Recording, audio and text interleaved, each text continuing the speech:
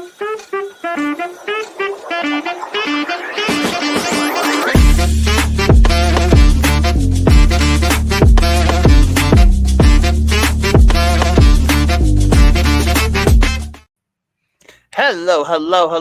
Welcome to the Pop Spot, where we pop about all the spots we love about professional wrestling. I am your host, Andre C. Right over here, joining me, as always, is my boy, AWS. How you doing tonight? How you doing, buddy? Hey, I'm doing great, Andre. Can't complain. Really good weekend as always. Just a great weekend. Friday was wrestling. We'll get to that. Saturday, you and I had a wonderful time at the Grindstone fundraiser show. That was a lot of fun. Mm-hmm. I got a musical made after me. I'm allowed to talk about that because the two people that care are watching it right when we're done. Yes. That it might be the greatest thing I've ever seen in my life, while also being simultaneously the most embarrassing thing I've ever seen in my life, because watching them make fun of two of my, like, you came off pretty easy. Andreas has got ripped on hard. Malcolm, they just kind of forgot who he was. What do you mean I got off easy? They were calling me a virgin the whole show. But that Malcolm, just like, they kept forgetting the name, which is the best. I had to call out his name like 4 times. Poor Malcolm. But that was a great time. Then Sunday was my birthday. So happy birthday, belated. Spam happy birthday in the comments. Do what you want. Yep. So that was my birthday on Sunday. I had some friends out. We had some cheesecake for my birthday. In the middle of a freaking monsoon. Yeah, we literally started raining on us. It was like drizzling, so we just kind of all tucked in under the umbrella, and then it just poured. So we had to like run inside. It was fun. Choices were made. But we started our weekend on Friday night watching some professional wrestling. Always love some professional wrestling, and we kicked off our weekend at RCW Blood of War. Let's go! This show was I was looking forward to the show, and it didn't disappoint me. I'll tell you that right now. This show did not disappoint because it had it did pretty well. Yeah, no, it was a pretty good show. Yeah, can't complain about anything on this match. Pretty well, I can complain about 2 things, but I'm not gonna.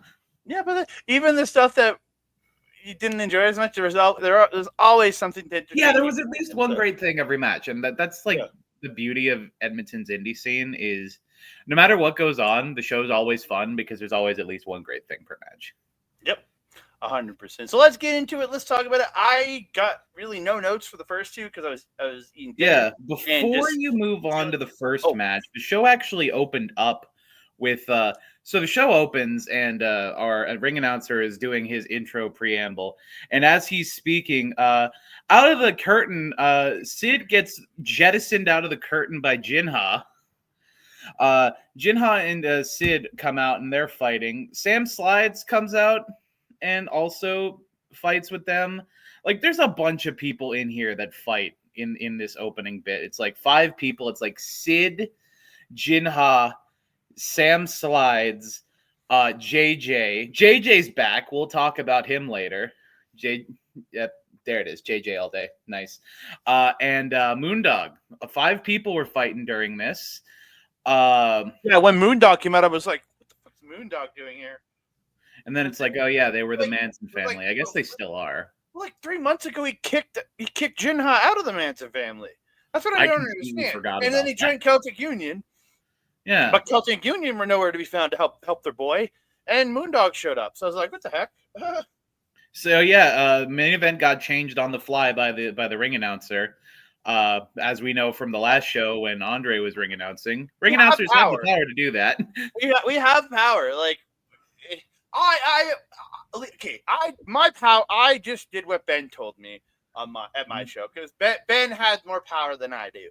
He is the senior referee in charge. He is the senior official for Alberta, and he is the Judge Ben Omen. So yeah, which he did not get his proper respect. They did not call him the Judge Ben Omen. You know, he just called him Ben. Like, oh, it's like, oh, look out for Ben. Like, come on. Oh my God. Put some respect on that man's name. But yeah, out for Ben. Yeah, no, but the ring announcer changed the main event. Instead of it being the singles hardcore title match we were supposed to be getting, it's now going to be like a tag team scramble-ish type match for the mask and the hardcore title. It's the Manson family, Moondog and Ginha versus Sid Greed and JJ Spade. Basically, if someone gets pinned on Sid's team, the pin E, the guy who pins, gets the hardcore title. But if someone on Sid's team pins You mean on Ginha's team? then Ginha has to demask. Yeah. Essentially, it's still a match versus title match, just it's a tag team match versus title match. That's essentially how it becomes. Real Teddy Long philosophy there. Make it a tag match, playa. Yeah. So after the fracas was over, we moved on to a triple threat match. Yeah. Yeah. Go ahead. Yeah. Oh, yeah. I have notes for this. Right. So the first match, triple threat contest. It is our boy Chad Money Millz versus our man, Ultraviolence himself, Mitch Clarke, versus Danny Mayhem. That's what I heard. I'm pretty sure I have seen this guy once, and he was teaming with Moondog. I do, just from the graphics I have access to. He is part of the Manson family. Yes. Okay, great. Yeah. So this is a pretty athletic triple threat contest. Basically, the whole story of the match is Mitch and Chad are propping up the contest with their athleticism, and Danny is also there trying to, fox. He's kind of coming in and just being a beast, more or less. Yeah, he's throwing people around and being kind of like the power. Which is weird because Mitch is the power. Yeah. Like I gotta give it to Chad, man. The dude is so athletic. Like the way he flies, he flies around that ring with those uppercuts and the speed that this kid has, man. Like he's insane. Yeah, that was great. First good spot I have here is Mitch shows that he is dominant and he's able to deal with both of these guys at the same time. He hits a awesome delayed suplex on Chad. He holds him up for like 7 seconds. And then Danny comes in and he does a drop toe hold. And with his Mitch's ring awareness, he uses the drop toe hold to drop Danny's hard head right onto Chad's balls. It's just not fair. It's not fair. He's too good. First of his name, last of his kind. Mm-hmm. We get the awesome windmill gut wrenches from Mitch. I love this move. He does 5 of them. I know him. I know them famously as the Bolt and Shake from New Japan. Oh yeah, that's how I know them famously. But yeah, Mitch is amazing at them. That's a great call. He does 5 of them here, which is not the most I've seen, but it's still impressive. I could not do more than 1. So I don't know if I could do 1. Chad eventually does manage to come back. He does his frat boy twist, and he starts firing up. He does a pump kick, a really nice looking pump kick. Then starts running corner to corner, doing his big lines into the corners. Then he goes ball-in into each corner, hits them with the ball-in uppercut in both corners. Eventually, though, there's another thing. There it is. That is the finish. Sorry about that. My notes are a little confusing. Good. Eventually, after the big comeback spot from Chad, Mitch takes back control. He breaks the pin that Chad had on Danny, then picks Danny up, hits the ultra-violence driver on Danny, and then just as it's like he's teasing us because he knows the whole horde is in there and we're waiting on the one move. Then he picks up Chad and he hits our favorite move, the Spindly Bentley on Chad for the 3 and the win. Really great contest, really great action from Chad and from Mitch and from Danny as well. Everyone did really good in this match. Post-match, we get a little show of respect where Mitch, Danny rolls out of the ring. He's not really the part of this spot. Chad gets up. Chad is like, looks at him. Mitch looks at Chad. They stare into each other's eyes. And we get the big handshake, the big show of respect, the lifting the arm. And Chad leaves. After Chad leaves, Krieger, new RCW champion Krieger, by the way, won that from Tony Machete at the Strathmore? Strathmore show. Yeah. Great for Krieger. Very well done, sir. He comes out, distracts Mitch, and Soy comes into the ring, tries to hit Mitch from behind, but Mitch realized, again, his tremendous ring awareness, ducks out of the way. Soy hits Krieger with his belt. Krieger goes down. And then we get the best part. Soy slowly turns around to see Mitch staring at him, and then Mitch just slowly reaches out, boops Soy on the nose. Oh my god, I was laughing my ass off. So yeah, it was so good. Mitch boops Soy, is like, I could have gotten you right then and there, and then Soy runs away like the little bitch he is. Well, Mitch just wants his belt back, man. Like, he's still got his guaranteed title shot at any belt he wants, but he has stated he's going after his North American Championship. He wants his title back. The title he technically never lost. Like, he, due to injury, had to forfeit the title. So Then they had that big number one contendership match with Rich King and Soy. And Soy won the belt. But, like, man, I cannot wait for Mitch to finally get his hands on Soy and get that belt back, because that'll be so sweet. It'll be great for Ultraviolence to once again hold the belt. But we move on to match number 2 of the evening. It's mixed tag contest. It's the team of Kat Von Heez and our man, the Barricade. BarriKat. Yeah, I was going to bring that up. We lovingly call them BarriKat. Yep. Teaming up against the dual offense of Sexy Sam Slides and first time in RCW in a hot minute, the Boston Bruiser Kevin O'Doyle. O'Doyle sucks. I was gonna say, what's their team name? Sexy O'Doyle. This is weird. I was gonna say Sexy from Boston, but very few things for Boston are sexy. There's some nice. There's some a nice clam chowder. That's the only thing I can think of. That was not meant to be that type of joke. I apologize. I might need to cancel you right here. Improv moment. Should have said. And then. Yeah, no, that was fun. I'm sorry. Take us through this match. Yeah. So it begins as you'd think. The heels take a big attack from behind to start us off. A lot of Sam slides early in this contest, really beating on Kat.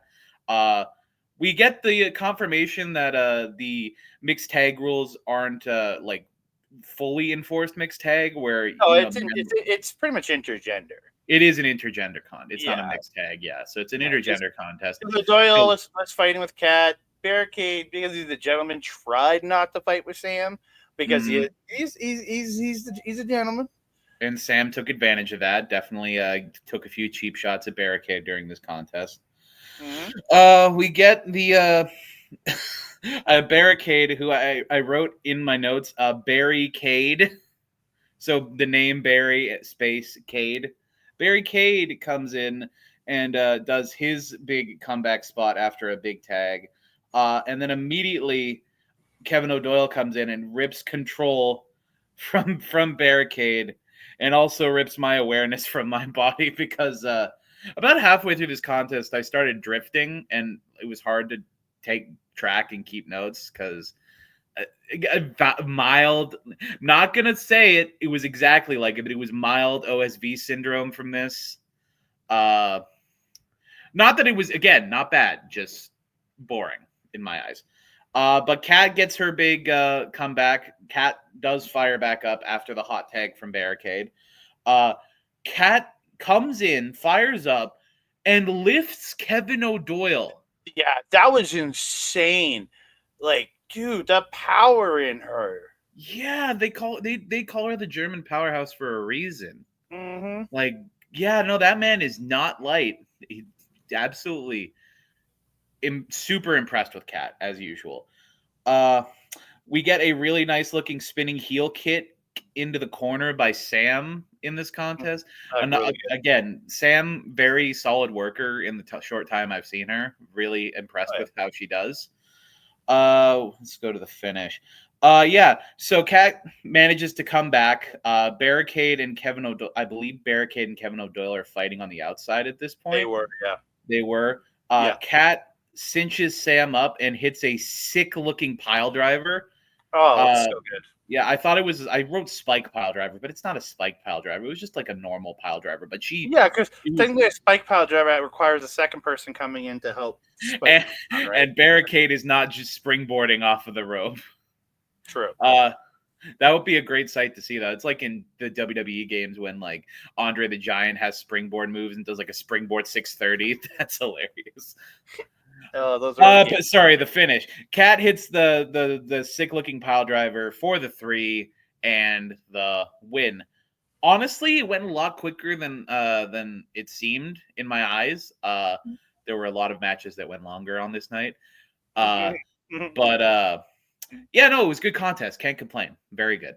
Yeah, I enjoyed this one. Again, I was still in the middle of dealing with some stuff during this match. But again, this match was fun. I always enjoy seeing Barricade. The note I had for this that I was technically before this match, Ben came out and the referee or the announcer announced your referee Ben Omen, and some kid in the crowd goes, "Hey, my name's Ben," and I'm just oh my god! Shouts out to Ben. Yeah, the kid cracked me up. But we move on to our third match of the evening. Well, technically not even our third. We have making his RCW debut. I don't know if he's been in Calgary. We have the debut of Tren Hendrix with his manager, Gussy Jones. Okay. Yes. This is perfect. Let's talk about Tren and Gussy before we get into talking about who comes out. Okay, so the beast. Yeah, I have experience with Tren. Because he wrestled at Top Talent K-Day's Slam Fest, episode 6. Check it out. He had that absolute banger with Othias on the second night where he picks up Othias and literally runs down the ramp and then power bombs him into the ring. Yeah. This guy is an absolute hoss. He has a great look. He's jacked. He's awesome looking. He's got the bleached white eyebrows, which I think is honestly something I don't see often in wrestling. It's a great look. Gussy came out looking like a pimp with his he's got his Weston King wardrobe and he has his Tren Hendrix wardrobe. His Tren Hendrix wardrobe, he's got a fur coat that matches Tren's leopard tights. Which is even funnier because the crowd starts chanting Tarzan at him, and this is like a funny inside joke. But in MPW, his gimmick was like Tarzan something. So it's fitting. Didn't know it was MPW. It was funnier for me because I knew the lore. So before the match actually begins, Gussy cuts a promo and introduces his new guy. The only thing I have from it, he calls Tren Hendrix the anabolic assassin. I laughed so hard at anabolic assassin. I was like, I guess we're not hiding anything here. It's about as plain as the white eyebrows on his face. Yeah. So we hear the music, and it's some Bon Jovi's playing around, and out comes Lone Star Scotty Ace to answer the call. And I think we all looked at each other going, this boy's going to die. And he kind of almost did, because this match consisted of Tren Hendrix picking Scotty up and throwing him around the ring. I saw him pick a suplex, sending him across the ring, follow a slam across the ring. He does Oleg Bolton's verdict. There's a guy in WWE that just returned doing it, but I don't like to call it that anymore. Does the verdicts, putting him to the side. Dude, he just Sorry, what did you call it? The verdicts? Yeah, the verdict. The verdict. Oh, the verdict. Okay, good. Yeah, verdict. Yeah, just for reference. He wrecked this kid. I wrote in my notes. One of my first notes was because you. It's been 8 episodes. You people know how I like a story in a match. My notes. I wrote story. You're funny. This is a straight up murder. Yeah, like dude, he just killed this dude. And like he hit a last ride power bomb and he goes for the cocky pin, but then just takes his foot off it too. Yeah, and before that, he did like another big move. I think it was during the fallaway slam. He goes for the pin, and then he just gets off and starts doing the Steiner push-ups. Yeah, just showing us the power of this man. But the finish of this was the one I was like, I was not expecting the finisher from this man. He gets just he before you say it. I want you people, you lovely people that watch us, to just go into the comments. Look at this man. Go into the comments. Don't watch the rest of the video. Just pause the video. Guess what this man's finisher is, and then unpause and see if you're right. You will not get it right. We're gonna give you a couple seconds before we 5, talk about 4, 3, 2, 1. Go finisher for it. time. He gets Scotty's sitting up on his shoulders and hits him with a goddamn one-winged angel. Not the finisher I expected from Tren Hendrix. It looked impressive as shit. He looked like he murdered Scotty with this one. But I did not expect a one-winged angel from everything else this man had done in this match. I did not expect a one-winged angel. And it was a good one-winged angel. Perfection. And it looked like he killed Scotty with it. And I was just like, holy shit. Yeah, literally. I wrote in my notes, one-winged angel for the 3. I send my condolences to Scotty's family. Yeah, dude, I felt so Which, I mean, he's just a cowboy, so, I mean, I guess his family would consist of, like, his horse, I guess. And all the ranch hands that work for him, you know. Fair point. I don't know if if he has a ranch, great. I assume he's in charge of a ranch. I just assume. Yeah, really, like, it was a straight-up murder, but it was a really fun murder. Yeah, I felt so bad for Scotty. I love Scotty Ace. And I love Scotty too. Just destroyed. I was like, eventually, I think Scotty. We need a rematch in like a year, so Scotty Ace can like have built up, and maybe he'll get in, see if he can take down the monster. Dude, imagine like a year from now, and it's just Scotty's jacked as well, and it's just a battle of these two fucking chiseled dudes. Imagine like Scotty's all jacked and Tren's like leaned out, and it's just like the opposite. It's just a full reversal. Book it. Amazing. But we are going to move on to a triple threat non-title tag team match. It is the team of the Celtic Union, Son of Irish, and Clarke, the North American champion, Son of Irish, and your RCW Canadian champion, Krieger, taking on your RCW Canadian tag team champions, the Steves, Steve Wild and Steve Styles. I refuse to call them by their actual team name. And my favorite team in this match, the Toxic Juggernaughts, Tyler James and Moses Luke. Let's go. Yeah, pinkies up. Yeah. Okay. Pinkies up. This was fun. Early on, the Steves attacked. I think it was TJ and Celtic Union attacked Moses. They beat them all down. Steve gave Moses a thumb bum at one point early on. Didn't like that. Time out. What do you mean by a thumb bum? Thumb bum. Oh, literally thumb. I missed that. I was not looking. Oh, I saw it. It was right in front. It was right directed at us. When he did it with Moses down on the mat, I was okay, that's funny. That is very funny.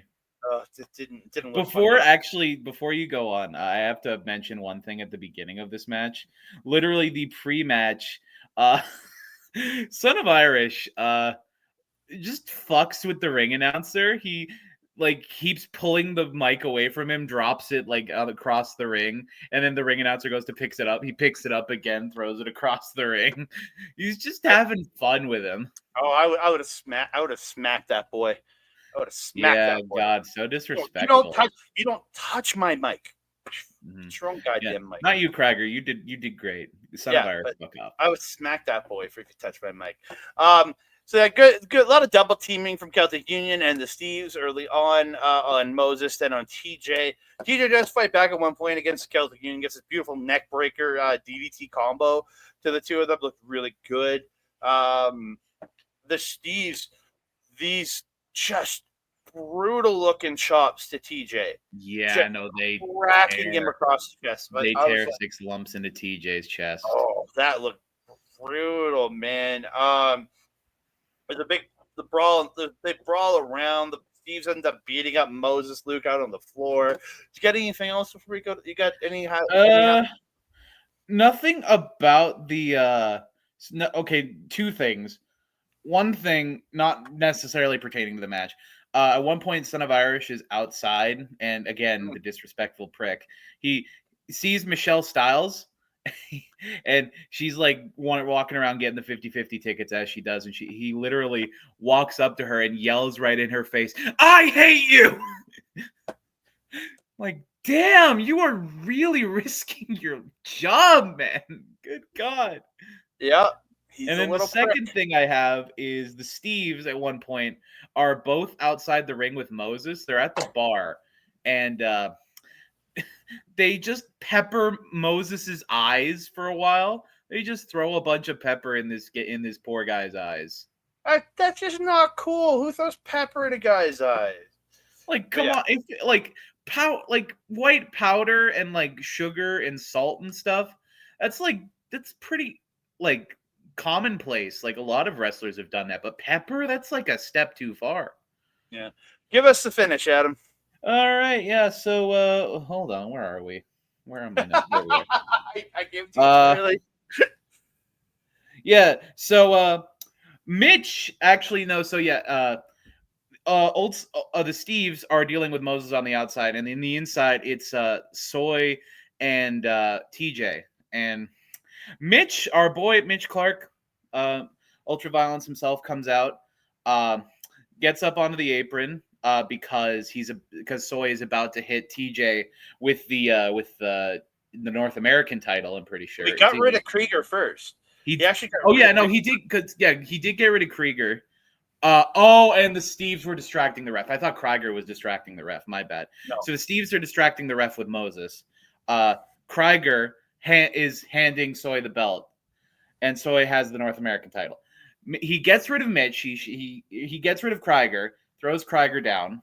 He gets up, grabs the belt from Soy. Soy is looking at him like he's just seen a ghost, like he's terrified, like he knows Mitch has no reason to not come for his belt. And TJ takes advantage. Mitch gets off the apron. TJ hits the skull-crushing finale on Son of Irish for the 3 and the win. Yeah, I enjoyed this match. It was a fun time. Wasn't my favorite match of the night, but it's a good time. There's some good spots. Which there. is actually highlighted a spot from the Steves. So with chops. No, like this is like catnip. Like the Steves even did good in this match. Like, wow, they did okay. They usually do. They usually do okay. Yeah. But they had one good point, which is good. Good for you guys. Well done. Yeah. So we move on to a singles match, and it is our boy Othias Jones taking on Harlon Abbott. This match was a long one, so we're not going to go through all of it. But we had the handshake hour going on at the beginning because they kept just shaking hands over and over again. Yeah, they kept shaking hands, and I have a dumb joke to open up this match. So as many people that watch our show might know, Harlan's theme song begins with "I've Got 5 on it." It's that song. But you know, Othias, when he comes out, he does the 8. So Othias has 8 on it. Harlon has 5 on it, and math dictates that Othias should win every contest. No, but he says I got 5 on it multiple times, so that those 5s add up. Damn it, he has 20 on it. No! He rolled a nat 20, and it's not okay. Okay, yeah, no, that's pretty much all I had to begin. You can go ahead. Yeah, this is a really cool spot. Harlon, Othias goes to jump over Harlon. Harlon just catches him and hits a Death Valley driver. I thought really, a really smooth spot there. Othias, man, those spine busters, or we like to call them now, those Jones busters of his. The Jones buster, yeah. Perfection. Yeah, there's just a lot. There's beautiful Tope Suicida by Harlon. Mm-hmm. The brawling on the outside at one point, and Harlon just picks up Othias, marches around the ring with him up in the air, and then just proceeds to brainbuster him on the floor. Yeah, he literally walks halfway around the ring and then brainbusters this guy right in front of us. Which that was the one note I had that isn't one that I've seen Harlon do before. Because most of this was just for me, like, it's good, but like I've seen all of these spots in Harlon matches before. So The one he busted out that he doesn't bust out every match. Beautiful coast to coast dropkick by Harlon. yeah, and the coasty coast is good. I didn't make a huge deal of it because I saw it on both nights of KF Slamfest. I haven't seen it in a while, so yeah, which is fair, but it is a great coast to coast. Yeah, Othias flips out of the healing driver at one point and picks up him for the Samoan drop for 2. He ends up reversing the F5 into a code breaker again for 2. And Mel is pissed at this point. I'm yelling fight forever. Everybody around me is yelling wrap it up. I'm just laughing. There's a spot in here where Harlon chops Othias in the corner, and Delmer making his return. Our boy Delmer! His first show since 2020, his first RCW show since 2021 at the Brian Hamilton Memorial Show in the summer of 2021 after we lost our friend there. He was there and he yells 5 more. So Harlon chops Othias 5 more times in the corner for Delmer. I was like, oh my god! I'm glad that Delmer got a shake. And like, just a quick segue. Delmer being in the show was great. It was such a joy to see him back. And at the very end of the show, hearing him again was the best part. Yeah, my favorite part at the very end of the show is, he's getting up to leave and Steve is helping wrap up. Steve Styles. Steve Styles sees him and he looks at Delmer and he looks incredulous, like he's even here. He's like, "Where the hell have you been?" Hiding. That's where he's been. Yeah, he's been away. Sorry, I didn't mean to. Yeah, no problem. End of this match, though. I was just gonna go. Othias again reverses a healing driver, hits a double underhook DDT for 2, but then Harlon comes back as Othias goes up to the top, kicks him up top, hits the superplex, follows it up with his stalling healing driver for the win. Harlon Abbott gets the win. Again, good match, a little bit long in my opinion, but I thought a good match. I enjoyed it. Yeah, I was overreacting a little bit during the night. I wasn't happy that this went on as long as it did. I really wasn't. But thinking back on it, it was fine. It was really long. Like, I don't think a match that's right before intermission needs to be this long. But it was really high work rate. You could just feel the time. You could feel the time on it. It felt like it was about 20 minutes. Again, me personally, I could have done with 15. Time on it. Yeah, I feel like I could have done with 15, but again, really solid match. Like, these two killed it. Like, the flow between these two was absolutely phenomenal, and I enjoyed this match. One of the highlights of the night for me was this. Suggestion. Until Harlon gets back to us about if he has a name for it, I would like to impromptuly name his stalling healing driver into the hyper healing driver. Nice, hyper healing driver it is. That's good. It was really well worked. It was a really good match. I'm happy to see Othias. It just went way too long for a pre-intermission match. Speaking of, we went to intermission. You did. And we both bought that flag that's behind you. Where are my fingers? There they are.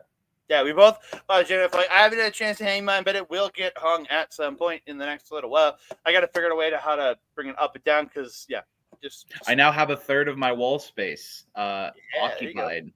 I just need like a couple other things back here, and I'll have a wall that looks half as good as yours. I tried. But we came back from intermission, and we kicked it off with a singles match, and it was Weston King versus Kamikaze. I can't believe you're wearing your Cam shirt over your instead of your. Look, I said this to Weston. Joe, you're doing it right now. You're not Weston anymore, are you? Here's my thought. Here's my thoughts, and I said this to Weston, so I think it's okay for me to say this. If he doesn't remember, I definitely said it to him. I told him if he wants me to start wearing his shirt, he needs to stop wrestling people that I love, because I love Cam. Cam is one of my favorite people in wrestling. You were supposed to be Weston's biggest fan. You were the first person to buy his shirt. You know what the worst part is? Unfortunately, even though I'm wearing Cam's gear and I was cheering Cam the whole night, I was still the biggest Weston fan in that crowd. I don't believe you. I don't believe you. You didn't wear a shirt, so I can't believe you. You turned your back on Weston King. God, I can't wait for the highlights on Weston's Instagram tomorrow. Why AWS? Why? You turned on Weston. Look, I will get I will get a shirt the next time I am fiscally able to. So, we got our sing along at the start of this in the show for Kamikaze's entrance, singing it "Rocky Like a Hurricane" until King attacked Cam to cut the music, but we kept singing. We kept singing.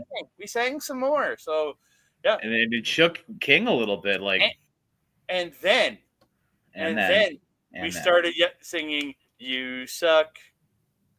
I didn't sing that. I did not sing that. The crowd started chanting. Okay, I heard you. I heard you. You didn't hear shit. Okay, that's what Andreas said you did. So, okay. You believe Andreas? The man who made himself nosebleed at the last LPW show. I consider that a fraction on my trust, good sir. I believe him. In this case, I believe him. You didn't wear Western shirts and you were cheering against him, so I could believe you were yelling. You suck. I'll wear his shirt next time. So you're singing the Kurt Angle "You Suck" at him, and he did not seem to like that because again he got kind of punked out by Kurt Angle there last great callback. So it was a fun callback for that one. Big monkey flip by Cam. He does the apron tiger feint kick on the apron to Weston on the outside. Looked really good. Weston shoving the ref into the ropes, the crotch Cam up top at one point, then pulls him off into the walking around suplex. That beautiful spinning sidewalk slam. It's so good. It's you don't think it's good. You turned your back on him. He can eat my entire butt. King dodges the flipping leg drop at one point. Hits the beautiful black hole slam. Yes, the black. Someone was saying a different name. That was me. I was saying Winds of Change. The Wade Barrett version. That's honestly a fair assumption because no one gives Wade any no one gives his moves any love anymore. Like, because the Wasteland is great. The Winds of Change. I'm a huge Abyss fan. No. The Wasteland is one of the most ineffective finishers of all time. But it's hilarious because it's so bad. It's a rolling slam. It is bad. Yep, and it's awful and it's hilarious. It's terrible. It's like the worm for me. Sorry. What else you got before we get to the end? I have here. There's a point where Gussy gets up onto the apron, and I'm glad he's getting more mobile and able to do that. Gussy gets up and tries to distract Cam, and Weston goes to kick Cam. Cam gets out of the way, and I have here Weston kicks the grease out of Gussy. Oh no! That's the greasiest man in the business. How can you kick his grease out? Yep. Like, come on. We have we have the bit where he does the monkey flip into the kip up into he calls it the rubber band man drop kick. Mm-hmm. Which is cool. Do I have anything else that's worth talking about here? There was a really good spot where King gets up on the top rope and goes for the king salt, the King moonsault. Cam dodges it, gets up onto the top rope, hits the buff blockbuster on King, or the Overcastle, if you're a SmackDown vs. Raw mark like I was. And he almost gets the 3. It's a 2.9, but Gussy barely gets King's foot on the rope. Mm-hmm. And that was a very fun near finish. And then we get some cheating for the finish because Cam goes for the sunset flip over the top rope. Mm-hmm. And your boy Weston King sits down on Cam, and Gussy gives Weston the crutch and starts pulling on the crutch, having Weston getting the leverage to keep Cam shoulders down for the 3. I was happy with Smalls. Goddamn Smalls. Not seeing it. It's always Smalls when this stuff happens, isn't it? Because Ben's too good for that stuff. I guarantee no offense, I guarantee if King and Gussy wrestled with Ben officiating, they wouldn't be able to get this big brain play over with Ben, because Ben is too smart for that. That's right. But it was really good. I like both of these guys, despite what Andre seems to think, and Andreas apparently. Very happy with them both. Nice to see both. I just threw Andreas under the bus for no real reason. Yeah, I know. I mean, that's like the national sport of the Horde, is throwing Andreas under the bus for no reason. Yeah, no, but it was a great contest. Very happy with it. So we move on. Your semi-main event of this show is on AmeriKato. It's a rematch from last month. AmeriKato versus Rich King here. My number one highlight from this match happened about halfway through this match. It wasn't even a move. So after he hit a move, he gets up and he goes, "So much for Canada! Ha ha ha!" It very like, and Mel literally goes, like he did it like an anime villain. And yeah, oh my god, I was laughing so hard. I just realized he spent the entire last segment throwing Andreas under the bus. My favorite note for this match is also throwing Andreas under the bus. So about halfway through the match as well, AmeriKato comes back. He hits my favorite cat-based offense that he does, the back rake, with those claws of his. And he does the back rake and starts hitting his offense on Rich King. And Andreas is right next to me, and he says, "The cat is in heat. I like it." Why? Why would you say that, dude? Like, Andreas. Like, first he's giving himself brain damage at the last Love show. Now he's giving us all brain damage. Oh my god, I don't understand this place. Let's go through some of the spots. And you trust him? You trust him when he tells you that I don't think Weston is the shit anymore? Come on. Well, I trust him to tell me that you chanted that he sucks. To be fair, that's a very little that I trust him of. To be completely fair, he hadn't said this yet, so I understand. Yeah. Schoolboy roll through into the tips up suplex by Rich King early on in the match, and he gets that beautiful hip toss into the neck breaker. Oh, I had never seen him do that before. That was normal. It's one of his regulars. Maybe I just never never walked in and noticed it, but that was the first time I genuinely saw that. I'm like, oh my god, that's awesome. Yeah. Kato comes off the top at one point for his cat jump splash, where he jumps off the top, lands, bounces up into another splash after Rich King rolled out of the way. I thought he jumps off for the splash. Rich rolls out of the way. He lands on his feet just like a cat would, and then he pounces like a cat onto him. That was my favorite spot on the match. King gets his modified GTR for 2. Tips up DDT, or otherwise known as the Final Beat DDT, over the top by King. Follows it up, cradle shock by Rich King, but Kato gets a foot on the ropes. Kato ends up taking up the ref, but King gets his around the world head scissors into the angle slam, but the ref is out, so he can't get the pins. Kato goes and gets the chain, hits King in the head with the chain and get the win. And my note was a really downer way to end this match. Yeah, it was kind of anticlimactic because that Olympic slam, which I am coining the Rich Olympic Slam. Oh, god damn it! Yeah, no, it's good. The Rich Olympic Slam looked really good. The using the little dinky chain to finish the match off. It is a downer way. It's very anticlimactic, but post match, Rich cuts a promo, calling Kato what he truly is, a pussy cat, and has the chain in his hands, and he's saying, "Hey, so next show in Edmonton here at the Legion, how about we have ourselves a little kitty collar match, and let's finally put this to bed." This match was so good, but we got Rich King at the end because we have been chanting "neuter the cat" throughout the entire match, and we were yelling it during Rich's promo, and Rich just turns and goes, "You guys are sick." He also said, "Not a bad idea." But he said not. He did call us sick though. He said you guys are sick, but it's not He a bad did idea. call us. I mean, to be fair, it was that combined with the other chant that I started in regards to neutering the cat, which was snip, snip, snip, snip, snip, Yep. snip. Snip, snip, snip. That was, oh my god, dude, it was so much fun. Yeah. But we are gonna move on. Main event of the show. It is a tag team mask versus hardcore championship hardcore match. This match, there was so much. One of my favorite spots was Steve Styles was sitting right along the wall next to us, Mhm. and Moondog is coming around, and he has Sid, and he yells at Steve, "Stick out your belly," and slams Sid into Steve's belly. And then after he does it, Steve, the jackass, is like, "Why didn't you get Andreas or Adam to do it?" Screw you, man. Fucking dick.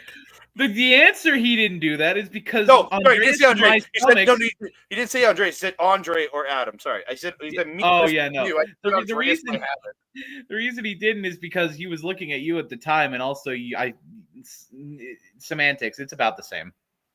I was gonna make a joke, but I realized I should keep my foot in my That mouth for cracked once. me up.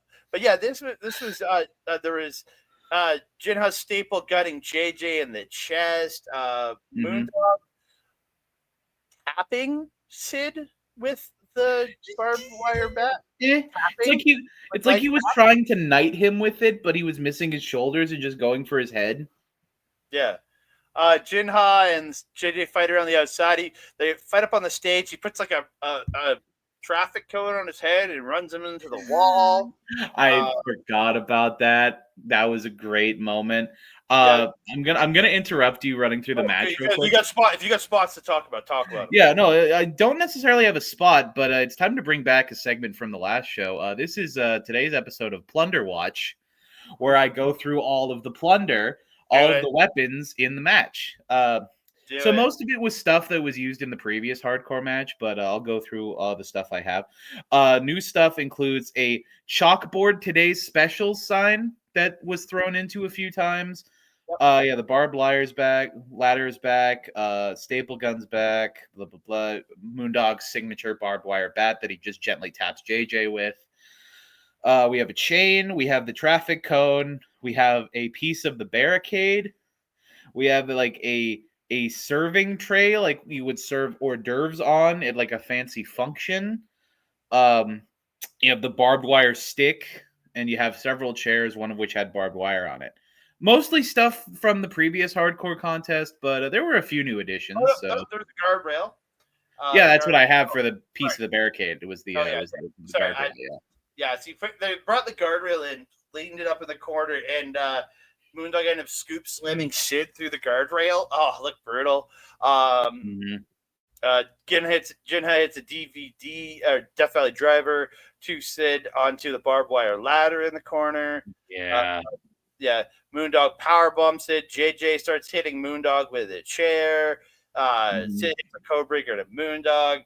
So JJ goes to the top, goes for the high cross to Moondog, but Moondog gets out of the way. He high crosses Sid. Yeah. Sid. In comes Ginha to hit the freaking cutter, and he goes for the really pin. Awesome cutter. It looks so good.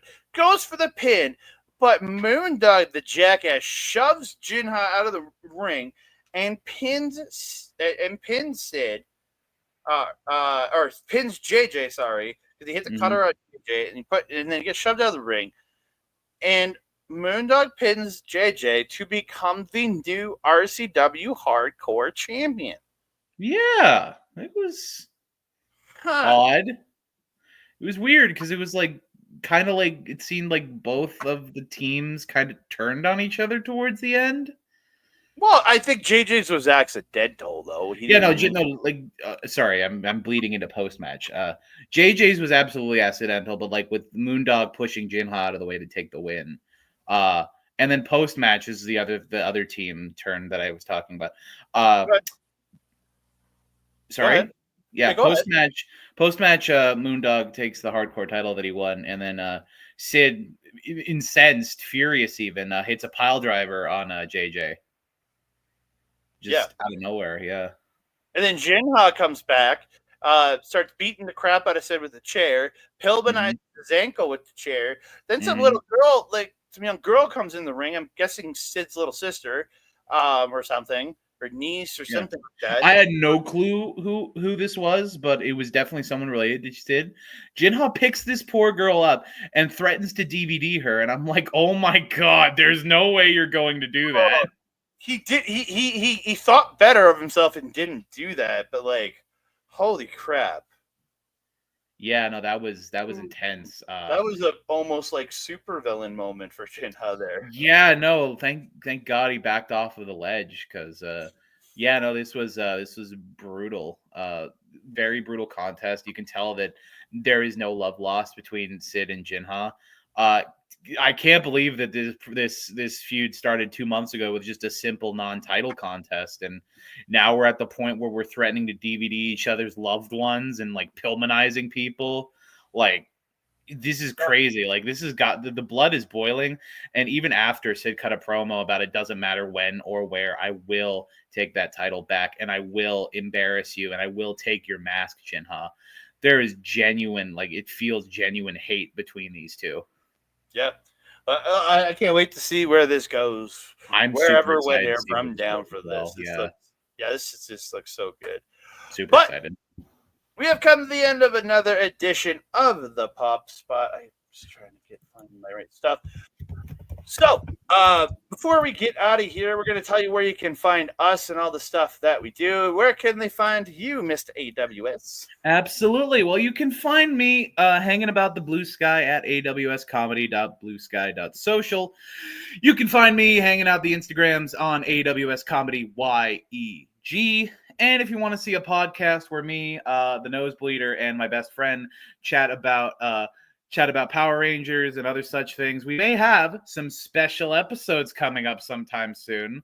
Maybe to do with some interviewing, but I'm not going to say anything yet. Some things are in the can. You can check out the Morph-a-mania Podcast at youtube.com/humanoidfreak2515.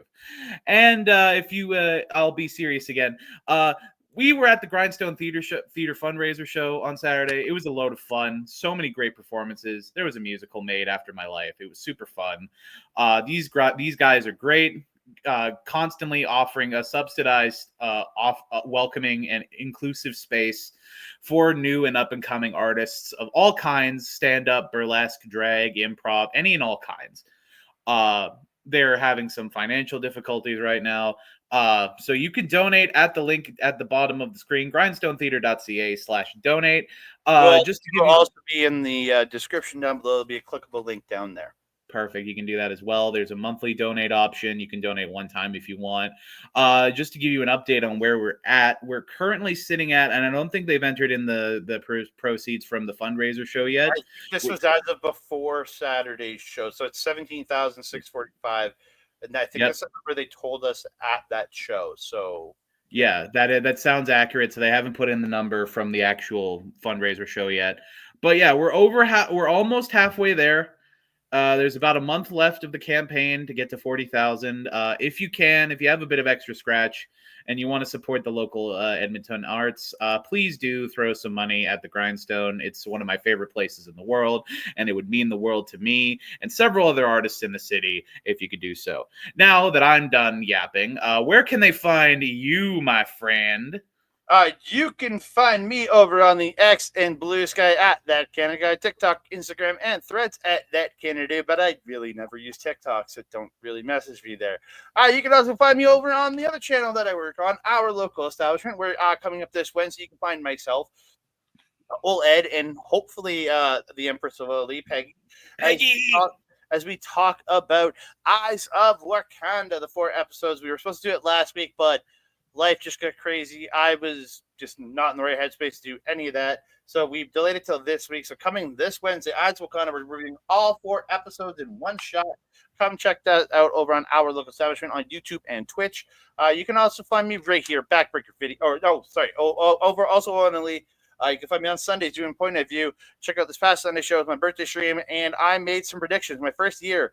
I'm only just recently started to watch the footy.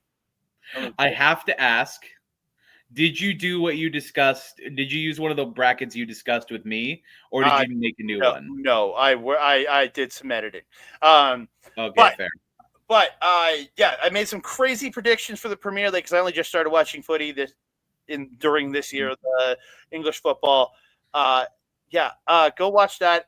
It's kind I have to know before you continue. I have to know, who do you have to win? Who do you have to win the whole league? You have to go and watch to find out. Damn. I watched it. I don't remember.